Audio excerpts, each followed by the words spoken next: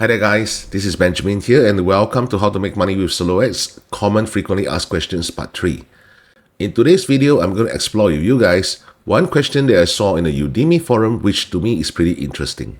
As you guys can see from my screen over here, the question is, hey buyers, are you using double opt-ins to prevent spam bots? So there are two concerns over here. Number one, what is double opt-in? And number two, what are spam bots? So let's address them one by one. And in this case, let's address the easier one first. What are spam bots?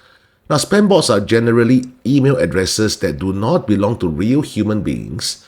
They are bots that are meant to send unsolicited messages and attempting to spam your subscribers' inboxes. Having all these kind of spam emails will actually ruin your entire email list. All right. At the same time, that means to say you are not receiving real human traffic. When it comes to running solo ads traffic, the third-party tracking software that we use, we are able to filter out who are the spam bots. At the same time, if the spam control, or rather the spam ratio is too high, we can even request a refund from the solo ads vendors by giving them a screenshot that, hey, your spam ratio is kind of too high. I'm requesting a refund. For example, anything more than 10%, 15%, that is generally too high. If you guys look at here, the process flow will work generally like this. You purchase solo ads traffic, or I would say solo ads clicks, into your squeeze page. Alright, so that's where you provide the URL of your squeeze page. And in our case, if you have been following my training, we are going to provide the Optin Dojo tracking URL. Alright, so from there, it will enter into your AWeber list for those people who have opted in.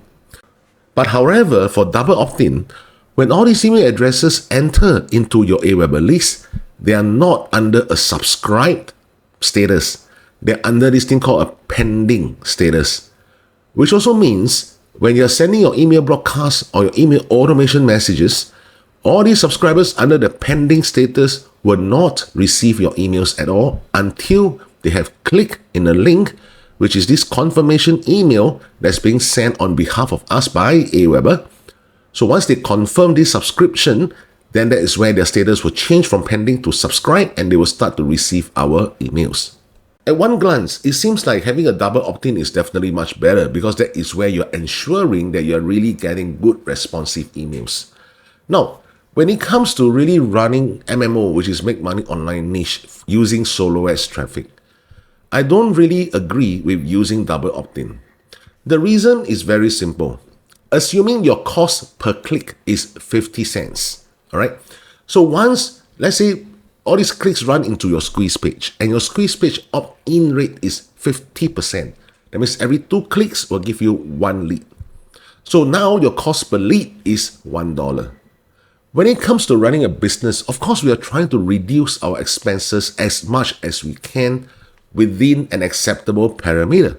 However, if you're using double opt-in, remember your cost per lead is already $1. When AWeber is sending out all these emails on our behalf to ask these new baby infant subscribers to click on the link to confirm the subscription, assuming every 3 lead, only 1 of them click on it. All right, every 3 lead, 1 of them click on it. Now your cost per lead, instead of being $1, has been increased to $3. Okay, now, if you are doing this just because you are trying to reduce the spam bots, there's no need for any form of double opt-in. Let me show you guys a trick that you can do within your Leadpages funnel setup, your funnel pages setup within Leadpages, and this simple tactic will reduce your spam bots tremendously. Now, if you guys look at this particular design that we have done up for our newer students, all right, your automated cash machine is ready for activation, and if you have been following my training, this design for the squeeze page should not be unfamiliar to you. So on the left, you see, the moment when I click on this option, all right, and go into edit integrations, on the left, you will see things like the integrations, the fields, and actions. Under integrations portion, there's actually this thing called the enable spam or bot protection, which usually is being turned off. If you turn this thing on, that is where they will give you certain instructions, which is a step-by-step guide to Recapture Setup. At the same time, they also give you the link for the admin console to insert in this domain, to copy and paste this domain into your Google admin console. And from there, they will give you this thing called a side key and the secret key. Once you enter the side key and secret key, That is where your squeeze page will no longer just look like this. They will have a certain box over here, all right, a certain box, which I'm sure some of you guys have seen it before, which looks something like this. All right, I am not a robot. So this particular checkbox has to be ticked before they can even click on the enter. If not, this email will not even enter into your email autoresponder, in our case, AWeber. So this recapture checkbox is already enough for us to filter out all the spam bots. Next, the debate goes in terms of, Ben, but if I will use double opt-in, it will definitely increase the responsiveness of my emails. I totally agree. But the big caveat here is, remember my entire process flow, the front end offer that we are promoting is a low ticket offer. Low ticket offer, as low as possible, and bear in mind it must be below $20. If you can promote something that's $7, $3, $2, even better. If your question until now is, if I promote such a low ticket offer, I can't make money, that means you have not understood my entire process yet. The whole objective of the front end offer is to filter out those who are willing to spend versus those who are just staying on the fence and having a wait and look attitude, or even worse, those who are just ready to be on your list to receive free information, or we call them the freebie seekers. So in this entire process, for the front end as well as when your emails is sending out to your raw list, we are always promoting just low ticket offers. And guys, low ticket offers are generally purchased on impulse. Like it or not, they are generally purchased on impulse. It's not just about the digital marketing world. If you ask yourself every time when you go out to shop, stuff like that, and when you see things which are like just a few dollars and you don't mind spending it, you will just go ahead. You wouldn't even think, all right? You wouldn't even think like, analyze, do I really need it? How am I going to consume this thing? What are the disadvantages? Come on, it's something that just costs you $7, less than the price of a McDonald's meal. Your brain will not even be conditioned to process that much information. You will just pay, assuming this is something that is attractive enough to you. Am I right? So, end of the day, like what I said, we are just trying to filter out who are the ones who are willing to pay versus those who are the ones who are not willing to pay. That's it. So, is it really that important that your emails is very responsive at the very beginning to the extent that you increase your cost per lead to $3? No. Let me share with you guys my own personal experience. I don't use double opt-in at all for any of my email autoresponders. However, there are two things that I do. Number one, I engage with my email list very frequently, and as well as I engage with them, sharing with them information that I know will benefit them, especially for my buyers list. Number two, I clean my email list regularly. So for those people who have not opened my emails within a span of 1 month, all right, sometimes I even do it as stringent as within 2 to 3 weeks. I just erase away all these emails. And it's not just a matter of erasing them away. I even put all these emails into my suppression list so that they will never ever enter into my email list at all. All right, in future, whenever I purchase new solo ads traffic. So this is how I gradually build up a quality responsive email list on my own.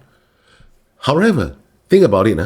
There are also people on my email list that have been pretty responsive, but it took them almost like 6 months to a year before they even purchased a $7 program. There are. But the moment when these people purchase their $7 program, the way they upgrade within my entire email list sequence from buyers list C to promote mid-ticket offers to form my buyers list B, and from there to promote high-ticket offers to form up my buyers list A, becomes pretty fast. So it's really not a matter of getting fast sales just because they are responsive. It is not like that.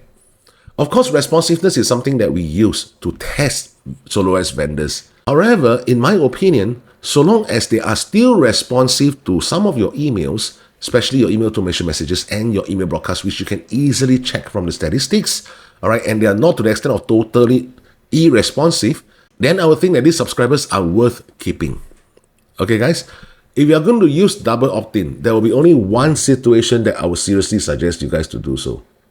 When you are running proper traffic from Google or Facebook to promote a high-ticket offer via a webinar. That is the situation that you will really need some form of double opt-in. Because straight away, you are trying to promote high-ticket offers. You are not going through the low ticket to the mid-ticket to the high-ticket first. You are trying to promote something that will cost your subscribers to pay at least like $5,000, $6,000, or even $10,000 of product or courses or softwares. All right, so you need this double opt-in to ensure that you are getting the real responsive emails. because you're trying to close them fast via the webinar.